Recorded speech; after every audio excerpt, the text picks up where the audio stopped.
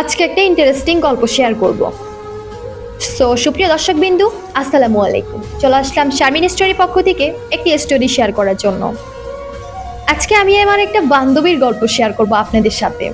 আমার ক্লোজ একটা বান্ধবী, যার কোনো তুলনা নেই, আমার সাথে অনেক ক্লোজ। আমি তার সাথে দিনে অন্তত 2বার কথা না বললে আমার ভালো লাগে না, এবং সে আমার সাথে দিনে 2বার কথা না বললে তারও ভালো লাগে না। আবার আপনারা ছেলে ফ্রেন্ড ভাববেন না, মেয়ে ফ্রেন্ডই। খুব ভালো একটা মেয়ে ফ্রেন্ড আমার। মেয়েটির নাম ঝিনুক। তো ঝিনুকের সাথে আমার সবসময় কথা হতো। ঝিনুক একটা রিলেশনশিপে আছে প্রায় 2 বছরের। তো আমিও সবসময় দুষ্টামি ফাজলামি করি, বলতাম যে রিলেশনশিপে আর কয়দিন থাকবি, এবার অন্তত বিয়েটা করে ফেল। ঝিনুক আমাকে সবসময় বলতো আমি অনার্স কমপ্লিট করব, তারপর বিয়ে করব, আমার বয়ফ্রেন্ডও একটু সেটেল হবে তারপর। আমি ভাবলাম ঠিক আছে বোন, তোর যা ইচ্ছা তুই সেটাই কর, বাট ভালোটাই করিস। আমি এটাই বলতাম আমার ক্লোজ ফ্রেন্ডটাকে। কে জানতো সে এত বড় ধোকা খাবে? কেউ তো আর জানতো না। হ্যাঁ, এখন আপনারা ভাববেন হয়তোবা ব্রেকআপ হয়ে গিয়েছে, আর নয়তোবা আপনার বান্ধবী তাকে ছেড়ে দিয়েছে, আর নয়তোবা কোনো না কোনো ঝামেলা হয়েছে।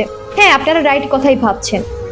তো বান্ধবী রিলেশনশিপে আছে, খুব ভালো কথা। বান্ধবী আবার আমাকে মিষ্টিও খাওয়াইলো, সে ভালো একটা সম্পর্কের মধ্যে আছে। আমি বান্ধবীর বয়ফ্রেন্ডের সাথে কথা বলেছিলাম, বান্ধবীর বয়ফ্রেন্ডও অনেক ভালো।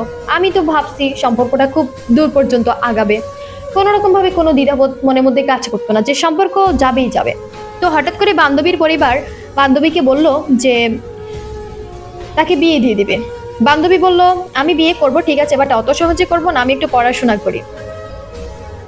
বান্ধবী কোনো রকম ভাবে শিকারে আসলো না। তো আমার সাথেও প্রায় 2 দিন কথা হয় নাই। 2 দিন আগে একবার কথা হয়েছে, 2 দিন পরে একবার কথা হয়েছে, কারণ পরিবারের মধ্যে ঝামেলা চলতেছে। এখন কিভাবে সে আমার সাথে কথা বলবে বলুন তো? এ কারণে আমার সাথে কথা হয় নাই। না হলে আমার সাথে কথা বললে আমি তাকে এমন সলিউশন দিতাম, কখনো কোনো দিন এরকম কাহিনী মোটেই হতো না। তো আমার সাথে 2 দিন পর্যন্ত কথা বলতে পারে নাই, এই কারণে সে আসলে গোলটা খাইছে, না হলে খাইতো না। কারণ আমি যেই চালাক বান্ধবী, আমি কখনো কোনো দিন তাকে খুব পরামর্শ দিব, এমন ভাবে পরামর্শ দিব যাতে কখনো কোনো দিন তার ঝামেলাই না হয়। তো যাই হোক, তার মাথায় কাজ করা নাই আমার সাথে কথা বলার জন্য, সে ঝামেলায় ছিল। তার পরিবার তাকে বললো যে বিয়ে দিয়ে দিবে। সে একটা পর্যায়ে পাগলামি করে বলল আমি বিয়ে করব না। তো তার মা এবং তার বাবা তার সাথে এমন সুন্দর আচরণ করলো, এমন ভাবে তার সাথে কথা বলতেছে, এমন ভাবে তাকে আদর যত্ন করতেছে, আদর যত্ন করে তাকে বলতেছে শোনো মা, একটা কথা বলি, মেয়েদের জীবনটা ছোট, তুমি যদি বিয়ে না করো কিভাবে হবে? তুমি আমাদের একমাত্র মেয়ে, তুমি একটা কাজ করো, তুমি যদি কারোকে ভালোবেসে থাকো আমাদেরকে বলো, আমরা তোমাকে বিয়ে পড়াই দিব। আমার বান্ধবী তো সব কিছু সত্যি ভাবছে, সব কিছু সত্যি ভাবছে। আমার বান্ধবীকে অনেক অনেক রকম ভাবে বুঝাইছে, অনেক খাবার খাওয়াইছে, টাকা পয়সা দিছে, সব দিছে। দেওয়ার পর আমার বান্ধবী একেবারে গইলা, আমার বান্ধবী কি করলো, তার রিলেশনশিপের কথা বলে দিছে তার পরিবারকে। তার পরিবারকে বললো হ্যাঁ মা, তুমি তো এতক্ষণ বলছো মেনে নিবা, সব কিছু করবা, এই কারণে আমি তোমাকে বলছি, আসলে আমি আসিফ নামের একটা ছেলেকে অনেক ভালোবাসি, ছেলেটা একটু সেটেল হোক, আমি তাকে বিয়ে করব, কোনো সমস্যা নাই মা, তুমি আমার জন্য কোনো টেনশন করবা না মা, তুমি আবার এই কথাটা শুনে আবার রাগ করবা না। একেবারে বাবা মাকে খুলে সব বলে ফেলছে।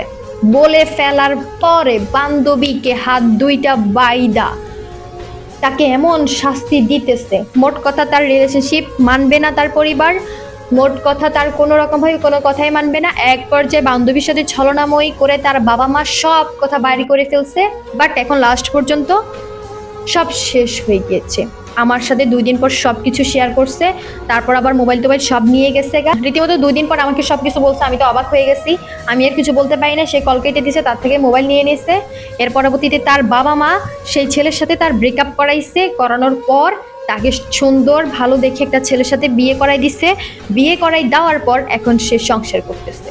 মাঝখান দিক দিয়ে আমার বান্ধবীর সম্পর্কটাও গেল, আমার বান্ধবী যে একটা প্রেম করছে তার সাথেও ব্রেকআপ হইলো, সব হইলো। তাই ভাই একটা কথা বলি, তাই বোন একটা কথা বলি, কাউকে এত বিশ্বাস করে মনের সব কথা বলতে যাবে না। বাবা মাকে বলার পর বাবা মা তাকে রীতিমতো একটা বাঁশ দিয়ে দিয়েছে, পুরো দমে একটা বাঁশ দিয়ে দিয়েছে। ওই বাঁশ দেওয়ার পর সে এখনো সংসার জীবনে আছে, তবে মোটামুটি ভালো আছে, অত বেশি ভালো নাই। আর শুধু কান্না করে, আমার সাথে মাঝে মধ্যে এখন কথা বলে আর শুধু কান্না করে, এগুলা বলে। আর এখন আমি শুধু বলি তুই আমার থেকে কেন পরামর্শ নিলি না? তো নিতে পারে নাই, তার যার কারণে সম্পর্কগুলো শেষ হয়ে গেছে। আর বাবা মা রীতিমতো ছলনাময়ী করে ভালোবাসা দিয়ে সব কিছু কলেজা প্রাণ কেটে নিয়ে কথা বাইর করছে, কথা বাইর করে ব্রেকআপ করাই ফেলছে। তাই এখন আমি তোমাদের সবাইকে একটা কথা বলতেছি, বাবা মাকে ট্রাস্ট করে, ভাই বোনকে ট্রাস্ট করে, ফ্রেন্ড সার্কেলকে ট্রাস্ট করে কখনো কোনো দিন নিজের ভালোবাসার কথা বলতে যাবা না। দেখবা যে তারা ব্রেকআপ করায় দেবে, দেখবা যে তারা একটা না একটা সমস্যা করেই ছাড়বে। সো অলওয়েজ বি কেয়ারফুল, কখনো কোনো দিন কারো কথায় গলে যাবা না। যদি গলে যাও তাহলে তো শেষ, মোমবাতি যেরকম গলে যাওয়ার পর শেষ হয়ে যায়, ফিনিশিং হয়ে যায়, ঠিক এরকম ফিনিশিং হয়ে যাওয়া লাগবে। সো অলওয়েজ বি কেয়ারফুল, কখনো কোনো দিন সম্পর্কের কথা কাউকে বলবা না।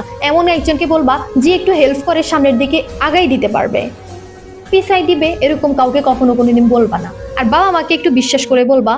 আর বাবা মাকে বলতে গেলে অন্তত 5-6 বার ভাববা, তারপর অন্তত কারো কাছ থেকে পরামর্শ নিয়ে ভাববা। আর না হলে তোমার জীবন পুরা শেষ হয়ে যাবে, পুরা শেষ করে ফেলবে। কারণ কিছু কিছু বাবা মা রিলেশনশিপ একটুও মেনে নিতে চায় না, আর কিছু কিছু বাবা মা আছে এত ভালো, সব মেনে নেয়। সো বুঝে শুনে কাজ করবা, নিজের রিলেশনশিপের কথা বলবা, বাপ মা ব্রেকআপ করায় দেবে, অন্য ছেলের সাথে ঝুলাইয়া দেবে। অলওয়েজ বি কেয়ারফুল, বইলা দিলাম। আমার বান্ধবীর কথা শেয়ার করলাম তোমাদের সাথে।